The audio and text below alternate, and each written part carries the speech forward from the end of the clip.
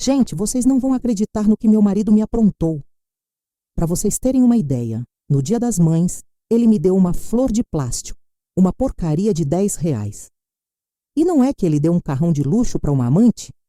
Quando ele chegou em casa, eu tinha vendido tudo e só deixei um bilhete para ele com a mensagem: "Eu quero você aqui". Isso aqui não é só mais um canal de histórias, é um lugar de apoio e aprendizado. Então já se inscreve aqui embaixo para não perder nenhuma das nossas histórias e me conta nos comentários de que cidade você está me assistindo. Quero ver até onde minha história chegou. Eu sou a Aurora, tenho 64 anos e achava que já tinha visto o pior que um casamento podia oferecer. Mas eu estava redondamente enganada. Aquele Dia das Mães amanheceu como qualquer outro domingo na nossa casa na Rua das Palmeiras. A mesma casa que eu limpei, cuidei e ajudei a pagar o financiamento por 23 anos. O Breno já tinha saído quando eu acordei, e isso não era novidade. Ele sempre tinha uma desculpa: ir pescar com os amigos, reunião com clientes, resolver umas coisas que não podiam esperar.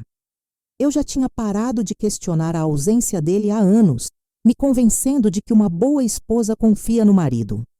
Fiz meu café na cozinha, que ainda tinha o mesmo papel de parede amarelado que eu tinha colocado em 98. A mesma azulejo rachado perto da pia que o Breno prometia consertar no próximo fim de semana, por mais de 5 anos. Tudo na nossa casa tinha essa cara de cansado, de esquecido, inclusive eu. Lá pelas 10 da manhã, eu ouvi a caminhonete dele entrando na garagem. A porta da frente bateu com aquela força que me dizia que ele estava irritado com alguma coisa, ou tentando bancar o importante. Os passos pesados ecoaram pelo corredor enquanto ele me chamava. "Aurora, cadê você?" Eu enxuguei as mãos na toalha de prato e fui para a sala, onde o encontrei em pé, com alguma coisa escondida atrás das costas e com aquele sorriso forçado que ele usava quando ia fazer algo que ele achava que era generoso, mas que na verdade não era. "Feliz Dia das Mães, meu bem", ele disse, tirando uma única flor de plástico de trás das costas. Nenhum buquê, só uma flor, daquelas que você acha na promoção em lojinha de R$ 1,99, com o talo verde fininho e as pétalas que pareciam ter sido cortadas de uma cortina de banheiro. Eu fiquei olhando para aquilo e senti algo gelado se instalando no meu estômago. "Obrigada", eu consegui dizer, pegando a flor da mão dele. O plástico ainda estava morno de ter ficado na caminhonete. E tinha um adesivo de preço que ele nem se deu ao trabalho de tirar. R$ 10,99. "Sei que não é muito", ele disse, já pegando o celular. "Mas pensei que você ia gostar de algo que não morre. Baixa manutenção, sabe? Como você, assim. Baixa manutenção." Eu fui casada com esse homem por 40 anos. Trabalhei como enfermeira por 37 desses anos. Contribuí para cada parcela do financiamento, para cada conta de luz, para cada compra de mercado. E era isso que eu valia para ele? Uma flor de plástico porque eu era baixa manutenção? "Eu tenho que sair de novo", ele continuou, sem nem esperar minha resposta. "Reunião de negócios, talvez eu volte tarde hoje." Ele me deu um beijo na testa com a mesma empolgação que você dá num parente distante em um enterro, pegou as chaves e foi embora. A interação toda durou talvez uns 3 minutos. Eu fiquei ali parada, segurando aquela flor de plástico, sentindo algo mudar dentro de mim. Não era tristeza, era algo mais duro, mais frio. Decidi preparar um almoço caprichado de Dia das Mães para mim mesma. Fiz ovos mexidos do jeito que eu gostava, tostei pão até ficar dourado e preparei um suco de laranja natural. Coloquei a mesa com a nossa louça boa, aquela que eu tinha comprado com o meu dinheiro, mas nunca usava, porque o Breno dizia que era chique demais para o dia a dia. Bem, hoje não era um dia comum. Enquanto eu comia, abri o celular para dar uma olhada no Facebook, algo que eu raramente fazia porque sempre me fazia sentir pior com a minha vida. Mas hoje, algo me puxou para lá. Talvez curiosidade, talvez intuição. A primeira coisa que eu vi fez meu garfo congelar no ar, no meio do caminho para a minha boca. Lá, no topo da minha página inicial, Estava uma foto postada por uma tal de Natália. Eu sabia quem era ela. Trabalhava no banco onde o Breno tinha a conta da empresa dele. Tinha 28 anos, era loira e tinha aquela beleza confiante de quem nunca teve que se preocupar com dinheiro ou com envelhecer. Ela estava ao lado de uma Mercedes conversível branca, novinha em folha, com as chaves penduradas em seus dedos, com unhas feitas e o rosto brilhando de empolgação. A legenda dizia: melhor surpresa de Dia das Mães de todas. Obrigada ao meu amor por me fazer sentir tão amada e apreciada. Alguns homens realmente sabem como tratar uma mulher. Eu fiquei olhando para aquela tela até meus olhos lacrimejarem. A hora da postagem mostrava que a foto tinha sido postada há 1 hora. 1 hora depois que meu marido tinha me dado uma flor de plástico de R$ 10 e me dito que eu era baixa manutenção. Minhas mãos começaram a tremer enquanto eu rolava os comentários. Eram dezenas. As amigas dela a parabenizando, perguntando quem era o homem misterioso, comentando como ela era sortuda. Um comentário em particular me embrulhou o estômago. Amiga, casa com esse homem. Um cara que te dá uma Mercedes de Dia das Mães, sendo que você nem tem filhos ainda. Esse é material para marido. Ela nem era mãe.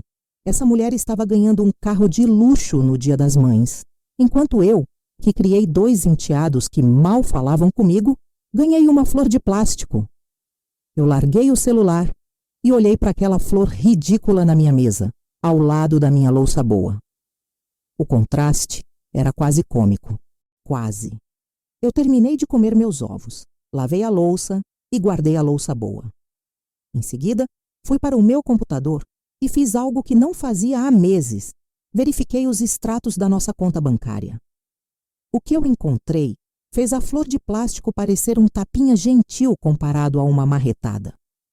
Nos últimos 6 meses, havia pagamentos para a Mercedes-Benz da Barra da Tijuca, pagamentos para restaurantes caros que eu nunca tinha visitado, pagamentos para uma loja de lingerie, para shoppings e para uma joalheria no centro.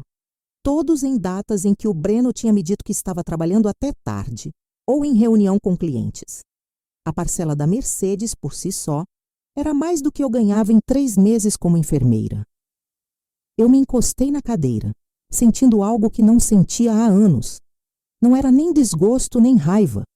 Era clareza. Uma clareza gelada e cristalina. Por 40 anos, eu vivi com um homem que me via como baixa manutenção. Um homem que achava que eu merecia uma flor de plástico enquanto dava para amante um carro que custava mais do que o salário anual da maioria das pessoas. Um homem que gastava nosso dinheiro, meu dinheiro, com outra mulher enquanto eu usava as mesmas roupas por anos e comprava arroz e feijão de marca barata para economizar. O telefone tocou. Era minha irmã ligando para me desejar. Feliz Dia das Mães! Eu deixei cair na caixa postal. Eu tinha coisas mais importantes para fazer. Tinha um casamento para acabar e eu ia fazer isso do jeito certo. Voltei para a cozinha e peguei aquela flor de plástico. Pela primeira vez no dia, eu sorri. Aquele pedaço de plástico sem valor ia ser o presente mais caro que o Breno já tinha dado a alguém. Ele só não sabia disso ainda. A flor de plástico ficou na bancada da minha cozinha por 3 dias, um lembrete constante do que meu casamento tinha se tornado. Toda vez que eu passava por ela, eu sentia aquela mesma clareza gelada se aprofundando nos meus ossos. O Breno mal notou que eu tinha mantido a flor lá. Ele mal me notava mais. Na manhã de quarta-feira, depois que ele saiu para mais uma de suas reuniões de negócios misteriosas, eu fiz um café e me sentei na frente do computador com uma determinação que eu não sentia há anos. Se eu ia acabar com o meu casamento, eu precisava entender exatamente o que eu estava destruindo. Comecei pela nossa conta conjunta, aquela onde eu depositava fielmente meu salário de enfermeira há décadas. O que eu encontrei fez meu estômago se revirar com uma mistura de raiva e descrença. O pagamento da Mercedes não era algo único. Havia pagamentos mensais por 6 meses, cada um de R$ 4.500. Eu fiz as contas. Mais de 27x, 000, com mais 2 anos de empréstimo para um carro que eu nunca tinha visto, nunca tinha andado, e nem sabia que existia até ver ele brilhando nas fotos da Natália no Facebook. Mas isso era só o começo. Eu encontrei pagamentos para um condomínio de luxo na beira da praia, $7.500 por mês. Liguei para lá, me passando por alguém interessado em alugar, e descobri que esse era o valor de um apartamento de um quarto com vista para o mar e manobrista. Tinha compras em lojas de grife, em shoppings, em uma joalheria na Zona Sul, onde uma única compra tinha custado 15 mil bytes. Restaurantes que eu nunca poderia pagar, spas que eu só tinha sonhado em visitar, e uma viagem de fim de semana para Búzios que custou mais do que meu orçamento anual para roupas. Cada cobrança foi feita em um dia em que o Breno me disse que estava trabalhando. Cada compra era algo que nunca me beneficiaria. Abri as contas de redes sociais da Natália, me sentindo uma detetive montando um caso. E era exatamente isso que eu estava fazendo, não era? Montando um caso contra meu próprio marido. O Instagram dela era um catálogo da vida que eu estava pagando sem saber. Bolsas de grife, que custavam mais que meu salário mensal, degustações de vinho em Búzios, viagens de fim de semana para Paraty, brincos de diamante que pegavam a luz em selfies cuidadosamente posadas e sempre, legendas enigmáticas sobre seu generoso benfeitor e sobre como algumas mulheres simplesmente sabem como ser apreciadas. A mulher estava vivendo como uma rainha com meu salário de enfermeira e a renda cada vez menor do Breno como empreiteiro. Não só vivendo como uma rainha, vivendo melhor do que eu já tinha vivido, mesmo na minha própria casa. Eu encontrei fotos de jantares em restaurantes onde só o vinho custava mais do que eu gastava no mercado em um mês. Encontrei fotos dela usando joias que eu reconheci das cobranças nos extratos do cartão de crédito. Eu encontrei uma foto dela com um vestido de seda onde a etiqueta da loja de departamento ainda estava visível no canto da imagem. Ela estava se exibindo, não só com o estilo de vida, mas com o fato de que ela estava tirando aquilo de um homem casado. Em uma foto, ela estava usando o que parecia ser uma aliança de noivado na mão direita, com uma legenda que dizia: "Às vezes os melhores casamentos não são os legais." Eu tive que parar de olhar antes de socar a tela do computador. Naquela tarde, eu liguei para o trabalho e pedi licença por um dia, pela primeira vez em mais de um ano. Eu precisava de tempo para pensar, para planejar e, o mais importante, para entender exatamente com quais bens eu estava lidando. Fui até o banco, o mesmo banco onde a Natália trabalhava, e pedi para falar com alguém sobre as nossas contas.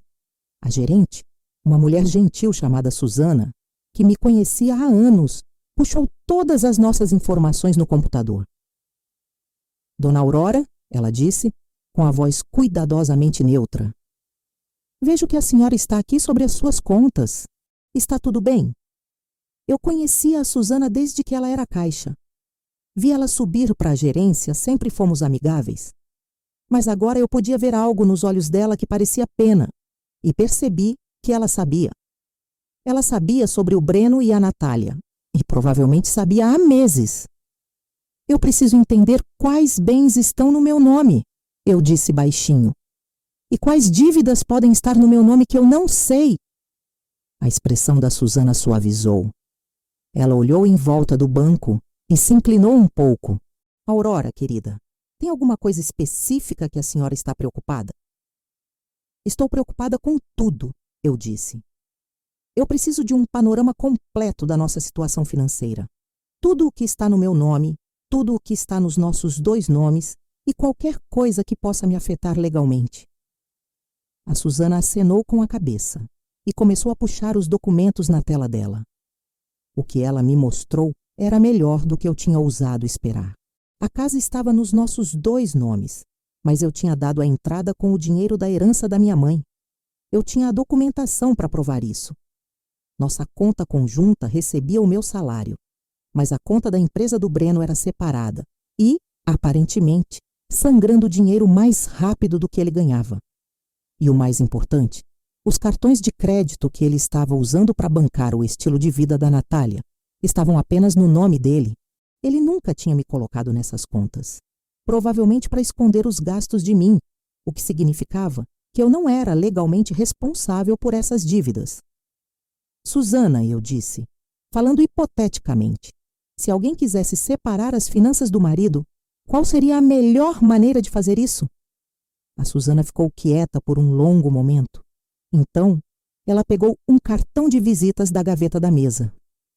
Esta é a minha advogada de divórcio, ela disse suavemente. Ela é muito boa em proteger os bens das mulheres durante as separações. E muito discreta também. Eu peguei o cartão e o coloquei na minha bolsa. Obrigada, Susana, ela disse enquanto eu me levantava para ir embora. Espero que a senhora saiba que merece coisa melhor do que isso. A senhora sempre foi uma das pessoas mais gentis que aparecem por aqui. E a senhora trabalha tanto, eu assenti, sem confiar em mim mesma para falar sem chorar. Mas não eram mais lágrimas de tristeza, eram lágrimas de reconhecimento. Depois de 40 anos, alguém estava finalmente me vendo claramente. Naquela noite, o Breno voltou para casa com flores. Flores de verdade desta vez.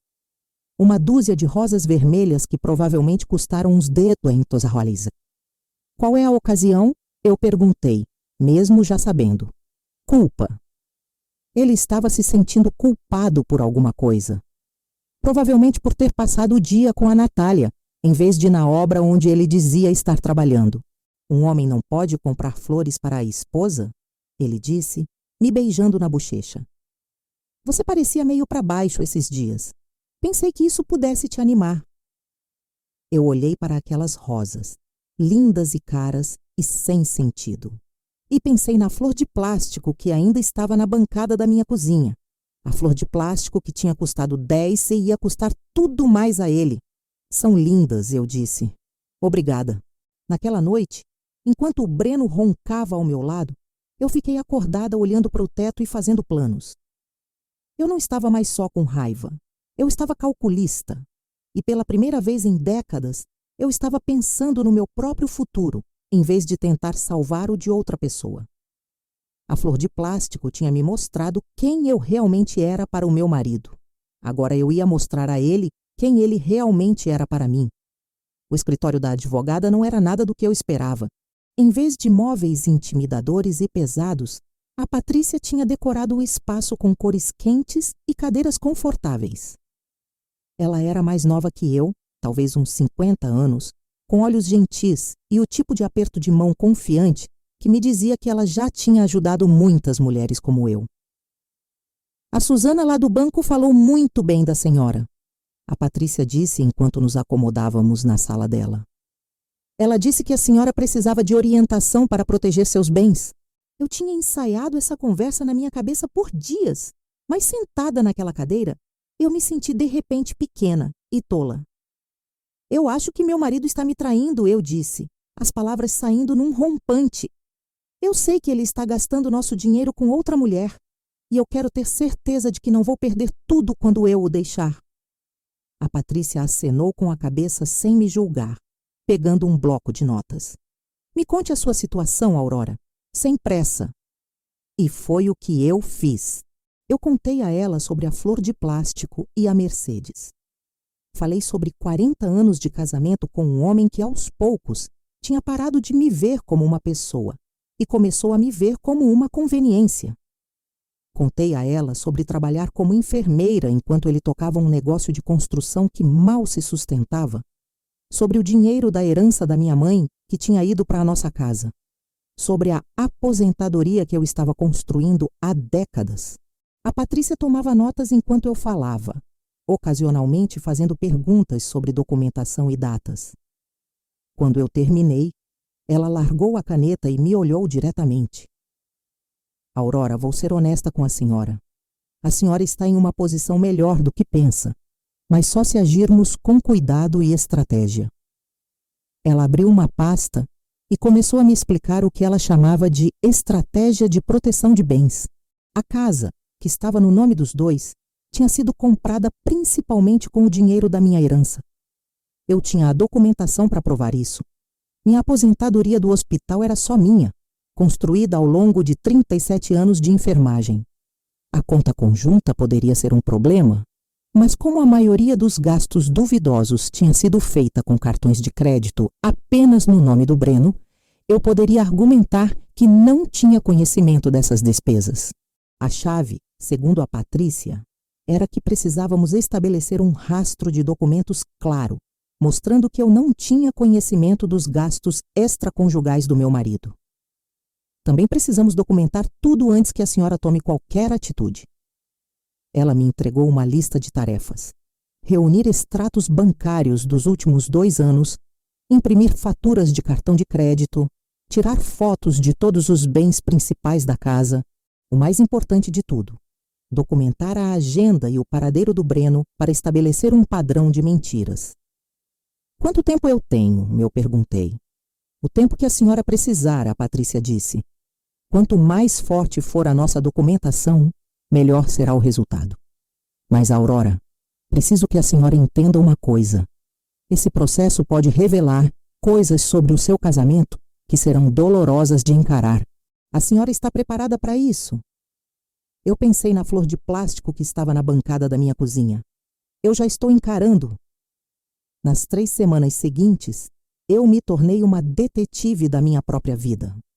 Eu mantive um registro detalhado de quando o Breno saía de casa e quando ele voltava, anotando as desculpas que ele dava e cruzando com as cobranças nos cartões de crédito dele. O padrão era condenatório. Cada reunião de negócios correspondia a gastos em restaurantes ou hotéis. Cada trabalho extra coincidia com cobranças em joalherias ou boutiques de roupas. Eu descobri que ele estava dizendo a Natália que estava separado de mim, morando na mesma casa, apenas por conveniência financeira. Eu descobri isso ligando para um dos restaurantes onde o cartão de crédito dele tinha sido usado e perguntando se eles se lembravam do casal que tinha jantado lá em uma data específica. A anfitriã, provavelmente achando que eu estava planejando uma surpresa romântica, me contou tudo sobre a jovem e adorável que tinha estado lá com um senhor mais velho, sobre como ela tinha comentado com a equipe que o namorado estava finalmente se divorciando de sua esposa distante. Esposa distante. Eu fazia o café da manhã dele todos os dias, lavava as roupas dele, cuidava da casa dele, e eu era a esposa distante. A descoberta mais devastadora veio quando eu encontrei um segundo celular escondido na caminhonete dele. Eu tinha ido pegar algo no porta-luvas e lá estava ele, enfiado debaixo do banco do motorista. As mensagens de texto naquele celular revelaram tudo. O Breno não estava apenas tendo um caso. Ele estava vivendo uma vida dupla completa. Para a Natália, ele era um empresário bem-sucedido passando por um divórcio amigável de uma mulher que não o entendia. Ele tinha dito a ela que eu era fria, desapegada, e só me interessava pelo dinheiro dele. Ele se pintou como a vítima de um casamento sem amor com uma mulher que tinha se descuidado e não se importava mais com romance. A ironia era de tirar o fôlego. Ele estava gastando meu dinheiro para impressionar uma mulher, reclamando da minha suposta ganância. Mas as mensagens de texto também revelaram outra coisa. O Breno estava fazendo promessas a Natália que ele não podia cumprir. Ele tinha dito a ela que compraria uma casa. Ele tinha prometido a ela uma viagem para a Europa. Ele até sugeriu que eles poderiam se casar assim que o divórcio dele fosse finalizado e ele pudesse liquidar seus bens, meus bens. Ele estava planejando se divorciar de mim e usar o dinheiro da minha aposentadoria, minha herança, tudo o que eu tinha trabalhado para construir, para montar uma nova vida com uma mulher que era mais nova que a própria filha dele. Eu fotografei cada mensagem, cada e-mail, cada pedaço de prova. A Patrícia estava certa em uma coisa. O processo estava revelando verdades dolorosas, mas também estava revelando outra coisa. O Breno não era apenas infiel. Ele era burro. Ele tinha criado um rastro de documentos que o destruiria em qualquer processo de divórcio. Ele tinha feito promessas à amante que demonstrariam sua intenção de me fraudar os bens do casamento. Ele tinha documentado sua própria mentira de forma tão completa que a Patrícia disse que era um dos casos mais fortes que ela já tinha visto. A maioria dos maridos infiéis tenta esconder os casos.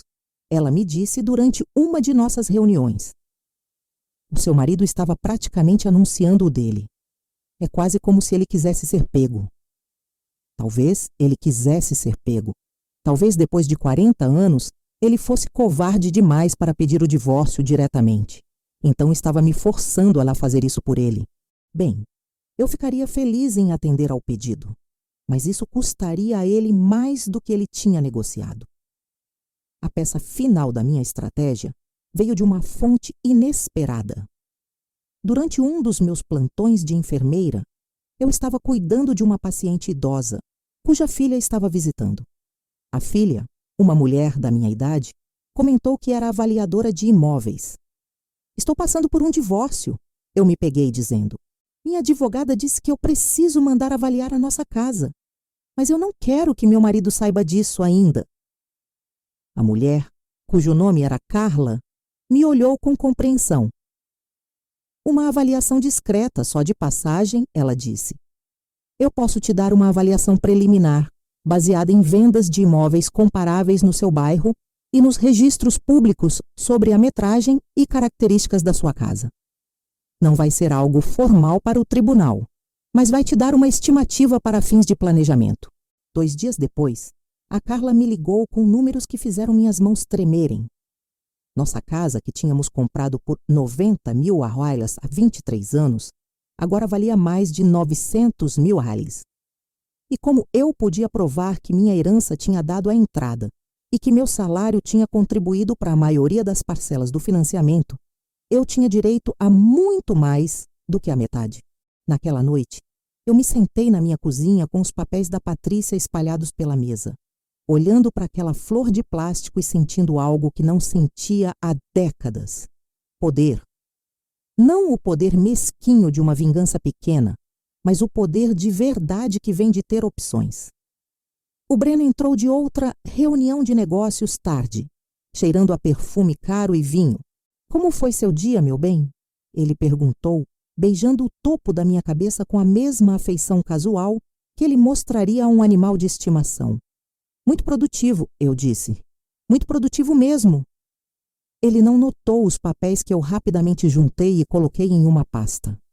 Ele não notou o tom de voz diferente. Ele não notou nada, o que era exatamente com o que eu contava. A flor de plástico pegou a luz do teto. Suas pétalas falsas brilhavam como uma promessa. Em breve, muito em breve, o Breno ia aprender que os presentes mais caros às vezes são os que parecem sem valor à primeira vista. 3 meses de planejamento cuidadoso tinham me levado a este momento. Eu estava na frente do espelho do meu banheiro, passando batom com as mãos firmes, me preparando para a atuação da minha vida. Esta noite, eu ia ser a esposa que o Breno lembrava de 40 anos atrás. Esta noite, eu ia dar a ele exatamente o que ele achava que queria. A sala de jantar parecia algo de uma revista. Eu tinha usado a nossa louça de casamento, aquela que não tínhamos tocado em mais de uma década. Velas cintilavam na mesa, lançando uma luz quente sobre as flores que eu tinha comprado naquela tarde. Flores de verdade, não de plástico. A ironia não me escapou. Eu tinha passado o dia cozinhando todas as comidas favoritas do Breno. Panela de carne com o molho de cogumelos que ele amava, purê de batata caseiro, a salada de feijão que a mãe dele costumava fazer. A casa inteira cheirava a conforto e nostalgia, exatamente o que eu queria. Quando o Breno entrou pela porta às 18h30, eu pude ver a confusão no rosto dele. Nos últimos 3 meses, eu tinha sido distante, mas não confrontadora, passando pelas obrigações do nosso casamento, enquanto, em segredo, eu montava o meu caso. A transformação desta noite o pegaria completamente de surpresa. O que é tudo isso? Ele perguntou, afrouxando a gravata enquanto olhava para as doramesa chique e o cheiro de comida caseira. Eu estive pensando, eu disse, indo em direção a ele para ajudá-lo com a jaqueta. Sobre nós, sobre o nosso casamento. Eu sinto que a gente tem se distanciado. E eu não quero isso. Eu vi algo brilhar nos olhos dele. Culpa, talvez, ou cálculo. Depois de 40 anos, eu podia ler as expressões dele como um livro surrado. Aurora, você não precisava ter tido todo esse trabalho, ele disse. Mas eu podia ver que ele estava satisfeito. O Breno sempre foi suscetível à bajulação e atenção. Eu queria, eu disse, levando-o para as da mesa. Eu quero que a gente se reconecte. Eu tenho pensado em como nós dois mudamos ao longo dos anos. E talvez a gente precise fazer algumas mudanças para proteger o que construímos juntos. Durante o jantar, eu desempenhei o meu papel perfeitamente. Eu ri das histórias dele, perguntei sobre o trabalho, o elogiei por sua sagacidade nos negócios. Eu disse a ele o quanto eu apreciava tudo o que ele fazia por nós, o quão grata eu era pela segurança que ele me dava. Cada palavra era calculada para alimentar o ego dele e baixar a guarda. Sabe, eu disse durante a sobremesa, eu ando preocupada com a nossa segurança financeira. Com toda a instabilidade do mercado ultimamente, talvez a gente devesse revisar as nossas apólices de seguro, ter certeza de que tudo está devidamente protegido. O Breno acenou com a cabeça, cortando a fatia de torta de maçã. É uma boa ideia, Aurora. Eu estava mesmo pensando em atualizar alguns desses papéis. Na verdade, eu já liguei para o nosso agente de seguros. Eu disse casualmente. Ele está mandando alguns documentos para a gente revisar. Apenas atualizações de rotina para ter certeza de que todos os nossos bens estão devidamente cobertos. Este era o momento em que tudo dependia. Os documentos que a Patrícia tinha preparado não eram papéis de seguro. Eram formulários legais que transfeririam a propriedade de vários bens-chave diretamente para mim, incluindo a parte do Breno na casa e os direitos dele sobre a minha aposentadoria. Mas eles estavam escondidos em meio a páginas de papéis de seguro com aparência legítima, disfarçados em linguagem jurídica que os tornava quase impossíveis de serem notados, a menos que você estivesse procurando por eles. Parece bom, o Breno disse, completamente focado na torta dele. É só colocar na minha mesa quando eles chegarem. Eu assino o que precisar ser assinado. Eu contava exatamente com essa resposta. Em 40 anos de casamento, o Breno nunca tinha lido um documento legal completamente. Ele sempre presumia que se eu colocava algo na frente dele, era para o bem dele. A confiança dele na minha inocência estava prestes a custar tudo. Depois do jantar, fomos para a sala de estar, onde eu servi o uísque favorito dele e me sentei ao lado dele no sofá. Eu não sentava tão perto dele há meses e podia sentir o perfume da Natália ainda grudado nas roupas dele, mesmo que ele tivesse obviamente tentado cobri-lo com colônia. Breno, eu disse pegando a mão dele. Eu quero que você saiba que eu entendo que a gente não é mais as mesmas pessoas que éramos quando nos casamos. Nós dois crescemos e mudamos, e talvez tenhamos feito algumas escolhas que não foram ideais. Eu observei o rosto dele com cuidado enquanto eu falava. Ele estava ouvindo, mas eu podia ver a mente dele trabalhando, provavelmente se perguntando se eu sabia de algo, ou se aquilo era só uma reflexão conjugal geral. O que eu quero dizer é, eu continuei, eu sei que eu não tenho sido a esposa mais atenciosa ultimamente. Eu tenho focado tanto no trabalho e nas minhas próprias preocupações que talvez eu não tenha dado atenção suficiente às suas necessidades. Esta era a abertura que ele estava esperando. Eu pude ver o alívio tomar conta do rosto dele quando ele percebeu que eu estava assumindo a responsabilidade pelos problemas do nosso casamento.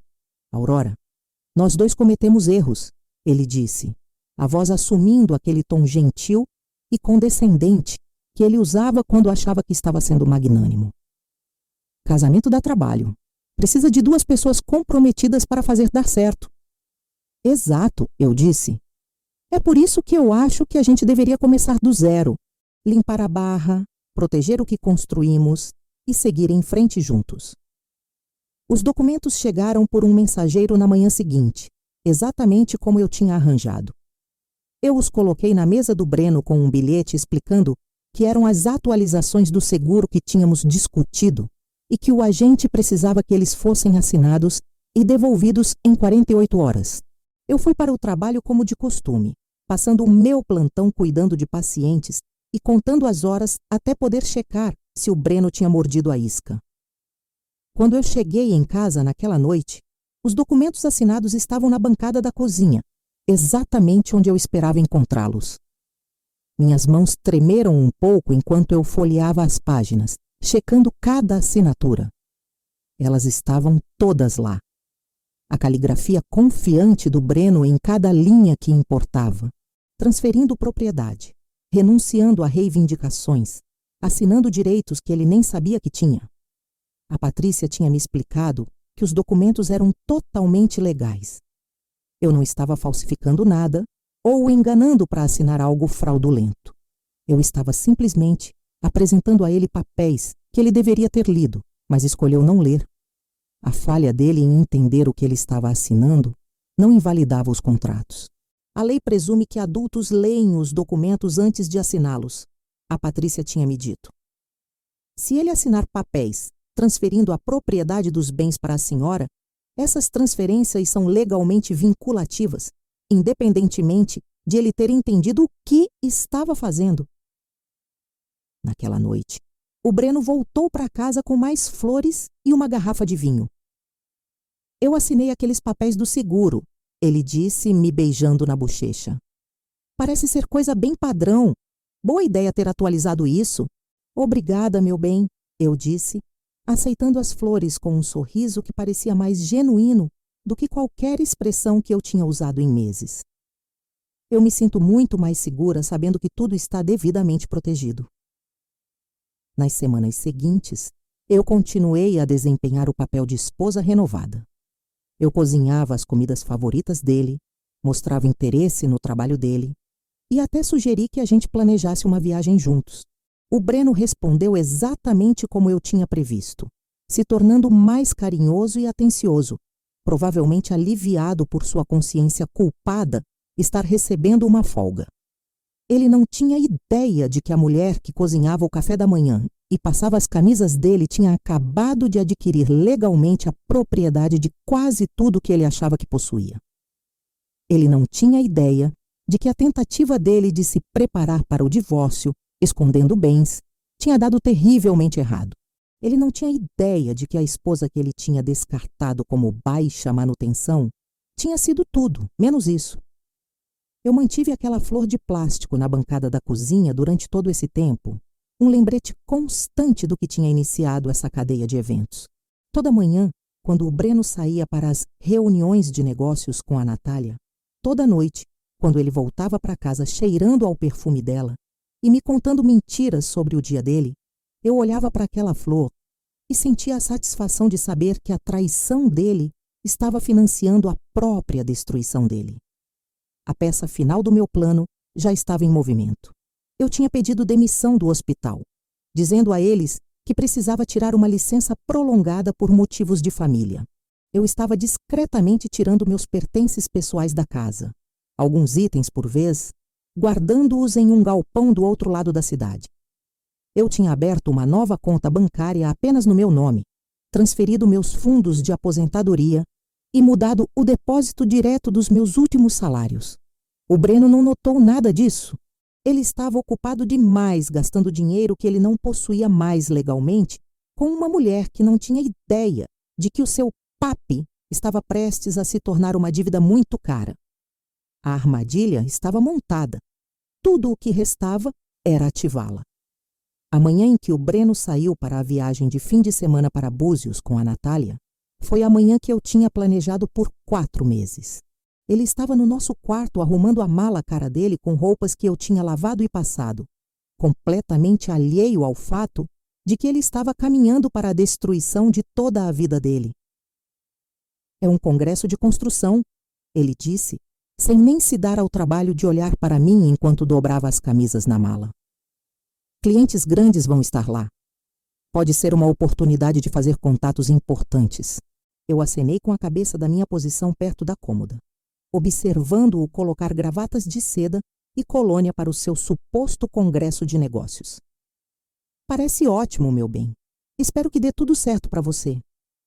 A mentira saía tão fácil da boca dele agora que eu me perguntava se ele ainda se lembrava de como a verdade soava. De acordo com os extratos do cartão de crédito dele, ele tinha reservado um fim de semana romântico em um resort na beira do mar, com massagem de casal e reservas em restaurantes que não permitiam reuniões de negócios. Eu provavelmente volto no domingo à noite, ele disse, fechando a mala. Não precisa me esperar acordada. Não vou, eu disse. E pela primeira vez em meses, eu quis dizer algo exatamente como soava. Depois que a caminhonete dele desapareceu na nossa rua, eu fiquei de pé no silêncio repentino da nossa casa e senti uma calma que eu não experimentava há décadas. Hoje era o dia em que eu deixaria de ser uma vítima e começaria a ser algo muito mais perigoso para homens como o Breno. Hoje eu me tornaria uma mulher que se recusa a ser dispensada. Comecei no quarto, trabalhando sistematicamente em cada gaveta, cada armário, cada espaço que continha algo de valor.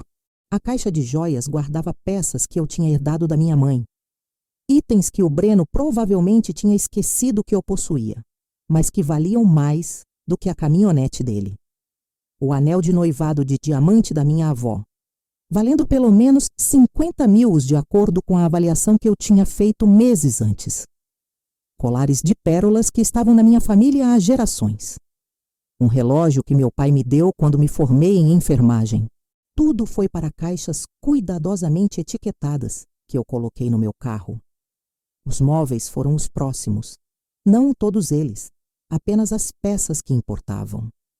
A mesa de jantar antiga que eu tinha comprado com o meu próprio dinheiro 5 anos atrás, quando o Breno disse que a gente não podia se dar ao luxo de substituir a nossa mesa velha.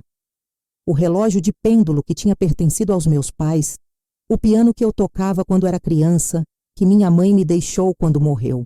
Eu tinha contratado uma empresa de mudanças para me ajudar, dizendo a eles que eu estava realocando alguns móveis para um galpão de armazenamento. Eles chegaram ao meio-dia. 3 homens profissionais que eficientemente carregaram meus itens selecionados na caminhonete deles sem fazer perguntas sobre por que eu estava pegando apenas certas peças e deixando outras para trás. Às 15 horas, a casa parecia sutilmente diferente, mas não obviamente vazia. O Breno notaria eventualmente, mas não imediatamente. Era exatamente isso que eu queria. O passo final era o que eu estava ao mesmo tempo temendo e antecipando há meses. Eu me sentei na mesa da cozinha com um bloco de notas e escrevi a carta que acabaria com 40 anos de casamento. As palavras vieram mais facilmente do que eu esperava. Talvez porque eu as tivesse ensaiado na minha cabeça por tanto tempo, ou talvez porque a verdade sempre sabe como falar por si mesma. Breno, eu comecei, quando você ler isso, eu já terei saído da sua vida permanentemente. Eu sei sobre a Natália. Eu sei sobre a Mercedes, o apartamento, as joias, as viagens e todas as outras maneiras que você tem gasto o nosso dinheiro com a sua amante, enquanto me dava flores de plástico e me dizia que eu deveria ser grata por sua abordagem de baixa manutenção ao nosso casamento. Eu sei que você disse a ela que estava separado de mim. Eu sei que você me pintou como uma esposa fria e gananciosa que não o entendia. Eu sei que você prometeu a ela uma casa, uma viagem para a Europa e um casamento financiado pelos bens que você planejava tirar de mim em um divórcio. O que você não sabe é que nos últimos 4 meses eu documentei cada mentira que você contou, cada real que você gastou e cada promessa que você fez a ela usando dinheiro que era legalmente meu. O que você também não sabe é que há 3 meses você assinou papéis transferindo a propriedade desta casa inteiramente para mim. Você assinou papéis renunciando a qualquer reivindicação sobre a minha aposentadoria. Você assinou papéis que o tornam legalmente responsável por todas as dívidas que você contraiu durante o seu caso, enquanto me protegem de qualquer responsabilidade financeira por suas escolhas. Você pensou que estava assinando papéis de seguro porque nunca se deu ao trabalho de ler nada que eu colocava na sua frente. Você confiou em mim para cuidar dos detalhes chatos da nossa vida, enquanto você se concentrava nos detalhes emocionantes da sua outra vida. Essa confiança vai te custar mais do que você pode imaginar. Eu estou ficando com a casa. Eu estou ficando com o dinheiro da minha aposentadoria. Eu estou ficando com tudo o que eu trouxe para este casamento e tudo o que eu ganhei durante este casamento. Você está ficando com a dívida do cartão de crédito do seu caso, o empréstimo da Mercedes da Natália e o aluguel do apartamento dela. Eu entrei com um pedido de separação legal e minha advogada tem toda a documentação que precisa para garantir que você não poderá reivindicar nenhuma parte dos meus bens. A evidência do seu adultério e da sua mentira financeira é completa e inegável. Eu não estou fazendo isso porque sou vingativa. Eu estou fazendo isso porque finalmente entendi que eu mereço coisa melhor do que um homem que me vê como baixa manutenção, enquanto trata a amante dele como prioridade máxima. Eu mereço coisa melhor do que alguém que acha que uma flor de plástico é uma apreciação suficiente para uma mulher que passou 40 anos construindo uma vida que ele estava secretamente planejando dar para outra pessoa. A propósito, eu deixei a sua flor de plástico no centro da mesa da cozinha. É a única coisa nesta casa que realmente representa o que nosso casamento significava para você. Então, eu achei que você deveria ficar com ela. Não tente me contatar. Não tente me encontrar. Não tente me convencer de que tudo isso é um mal-entendido ou que você pode mudar. Eu confiei em você por 40 anos e você usou essa confiança para financiar um relacionamento com outra mulher. Não há como voltar atrás. Espero que a Natália valha a pena, Breno, porque ela é tudo o que você tem agora. Aurora. Eu dobrei a carta com cuidado e a coloquei na mesa da cozinha, ao lado daquela flor de plástico. O simbolismo era perfeito. O presente sem valor que tinha aberto meus olhos para a traição dele, ao lado das palavras que fechariam a porta do nosso casamento para sempre. Eu olhei ao redor da casa uma última vez. Aquele lugar que tinha sido o meu lar por 23 anos, mas que nunca tinha sido realmente meu. As paredes guardavam 40 anos de memórias, mas a maioria delas parecia pertencer a outra pessoa. Agora, a mulher que tinha vivido ali, que tinha aceitado migalhas e as chamado de amor, que tinha trabalhado a vida inteira enquanto o marido gastava o salário dela com outra mulher, essa mulher tinha ido embora.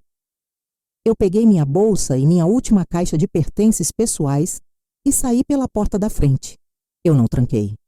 Isso não era mais minha responsabilidade. Meu novo apartamento era pequeno, mas claro, com janelas que davam para o nascer do sol. Eu tinha assinado o aluguel 2 semanas antes, usando o dinheiro da venda de algumas joias que eu não queria manter. Não era muito, mas era meu de uma forma que a casa nunca tinha sido. Enquanto eu desempacotava minhas caixas na minha nova sala, meu celular tocou. Era a Susana do banco. Aurora, ela disse. Eu queria que a senhora soubesse que houve uma atividade incomum em uma das contas hoje. Alguém tentou acessar a linha de crédito da casa, mas foi negada porque os papéis de propriedade mostram apenas o seu nome agora. Eu sorri, me acomodando na minha nova cadeira perto da janela. Obrigada por me avisar, Susana. Além disso, ela continuou, houve algumas cobranças altas nos cartões de crédito pessoais do Sr. Breno hoje. Achei que a senhora deveria saber, caso elas afetem algum dos seus processos legais. O Breno estava gastando dinheiro que ele não tinha, provavelmente tentando impressionar a Natália durante o fim de semana romântico, completamente alheio ao fato de que seu mundo financeiro estava prestes a desabar ao redor dele. Agradeço a informação, eu disse. Naquela noite eu fiz um jantar simples e o comi enquanto assistia ao pôr do sol da janela da minha nova cozinha. Em algum lugar do outro lado da cidade, o Breno provavelmente estava brindando ao seu futuro com vinho caro, contando a Natália sobre a casa que eles logo compartilhariam e a vida que eles construiriam juntos com dinheiro que não existia mais. Amanhã, ele dirigiria para casa para encontrar a minha carta e uma casa vazia. Ele ligaria para as empresas de cartão de crédito e descobriria que suas contas estavam estouradas. ele tentaria acessar nossas contas conjuntas e descobriria que elas tinham sido legalmente transferidas para mim. Ele contataria um advogado e seria informado de que os papéis que ele tinha assinado eram vinculantes e que o adultério dele tinha eliminado qualquer reivindicação por pensão alimentícia. Mas esta noite, pela primeira vez em 40 anos, eu fui dormir em uma cama que pertencia inteiramente a mim, em um lar onde ninguém podia me dar por garantida, planejando um futuro que mais ninguém podia roubar. A flor de plástico era problema do Breno agora. 6 meses depois, eu estava arrumando tulipas frescas em um vaso quando meu celular tocou. O identificador de chamadas mostrava o número do escritório da Patrícia. E eu senti aquela tensão familiar no peito que vinha sempre que os aspectos legais da minha nova vida exigiam atenção. Aurora. A voz da Patrícia estava acolhedora, mas profissional. Eu tenho algumas atualizações sobre o acordo final, que acho que a senhora vai querer ouvir. Eu me acomodei na minha cadeira favorita perto da janela, olhando para o pequeno jardim que eu tinha plantado no pátio do meu condomínio. Boas notícias ou mais notícias?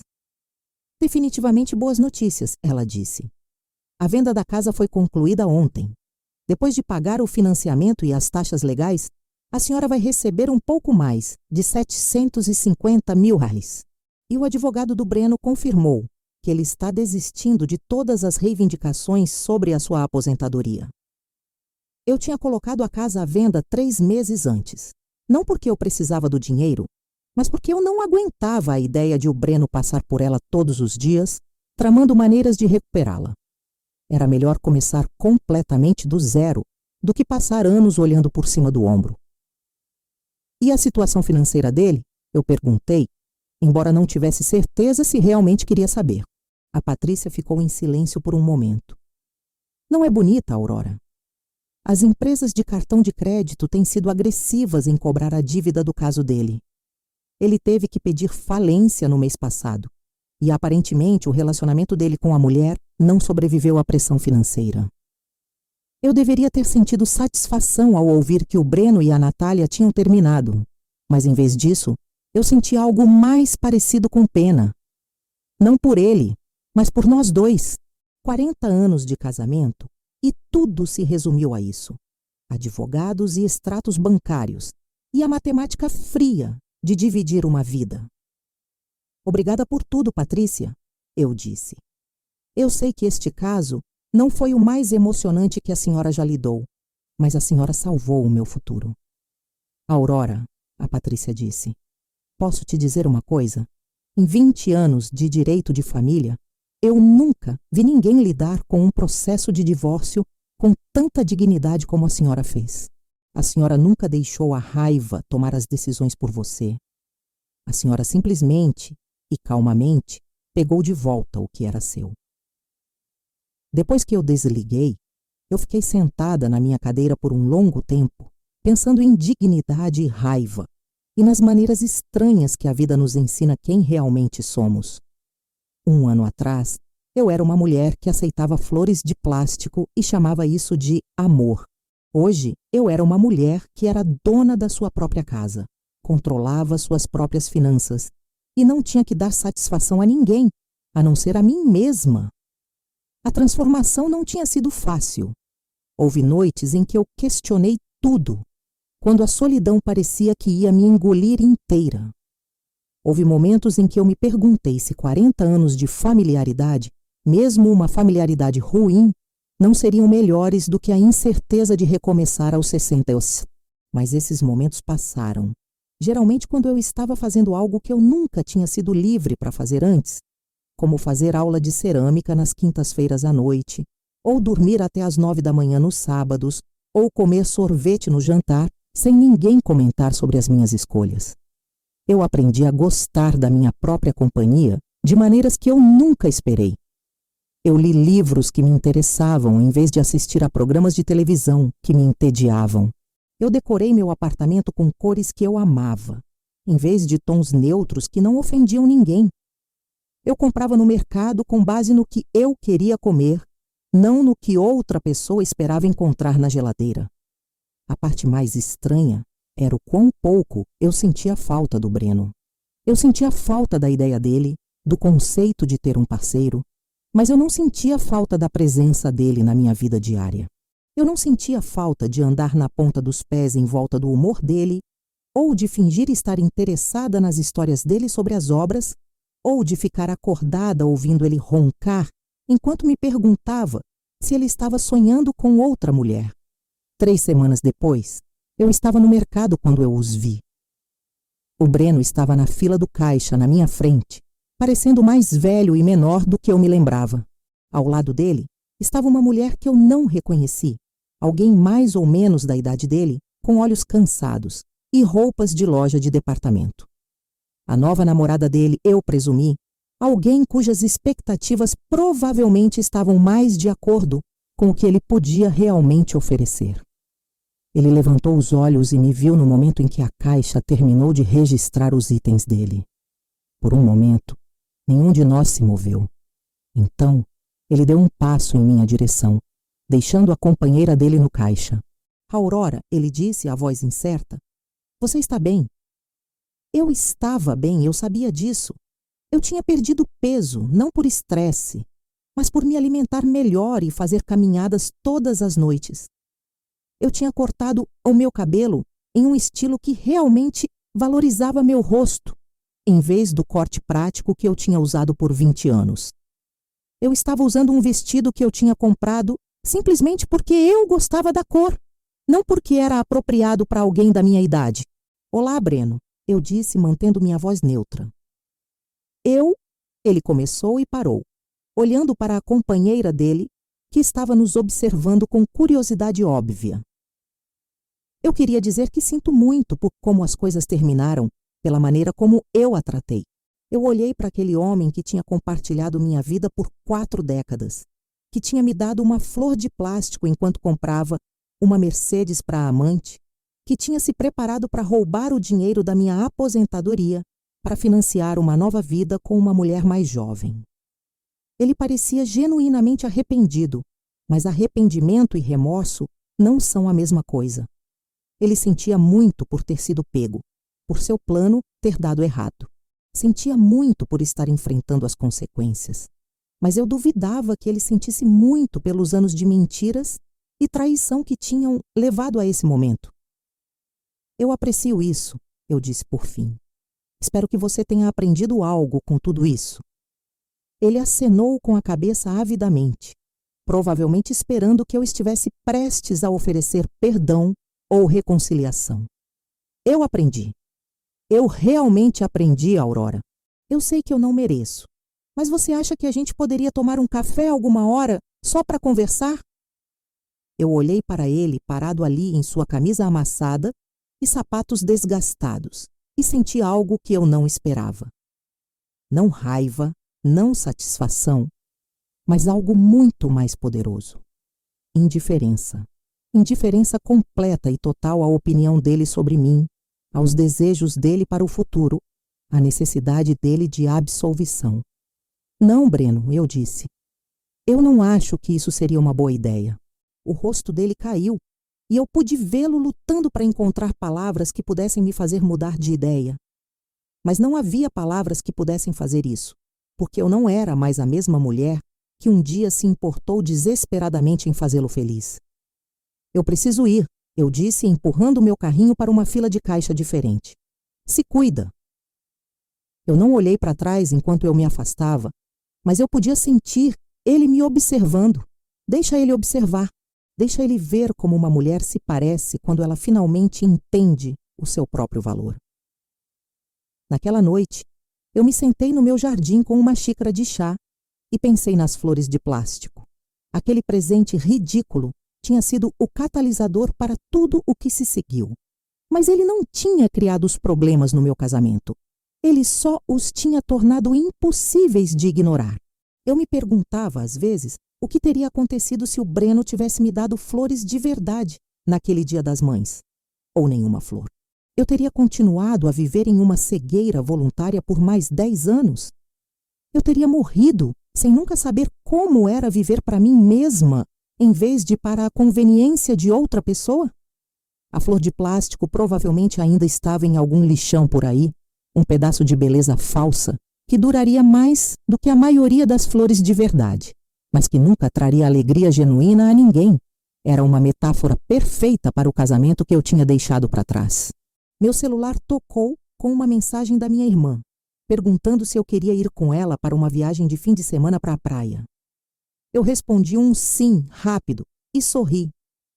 1 ano atrás, eu teria que ter pedido a permissão do Breno para essa viagem. Teria que ter arrumado as refeições dele e me certificado de que ele tinha roupas limpas e lembrado ele de pagar as contas enquanto eu estivesse fora. Agora, eu podia dizer sim para o que eu quisesse, quando eu quisesse, pelo motivo que eu quisesse. Eu podia fazer viagens de fim de semana, ou aulas de cerâmica, ou longas caminhadas ou cochilos à tarde. Eu podia comer sorvete no jantar e dormir até às 9 da manhã e ler livros que o Breno teria chamado de chatos. Eu podia ser a Aurora em vez de ser a esposa de alguém, a cuidadora de alguém, a última opção de alguém. Enquanto o sol se punha sobre o meu pequeno, mas perfeito jardim, eu levantei minha xícara de chá em um brinde silencioso. As flores de plástico que revelam a verdade, aos advogados que lutam pela dignidade das mulheres, às contas bancárias em seu próprio nome e aos apartamentos que cheiram às suas próprias escolhas. E, acima de tudo, a descoberta de que, às vezes, o melhor presente que você pode se dar é a coragem de deixar para trás qualquer coisa que te faça sentir pequena. Aos 64 anos, eu estava finalmente aprendendo o que significava florescer. E você que ouviu a minha história, o que você faria no meu lugar? Já passou por algo parecido? Me conta aqui nos comentários. E enquanto isso, vou deixar 2 histórias aqui na tela, que são as favoritas do canal e que com certeza vão te surpreender. Obrigada por me assistir até aqui.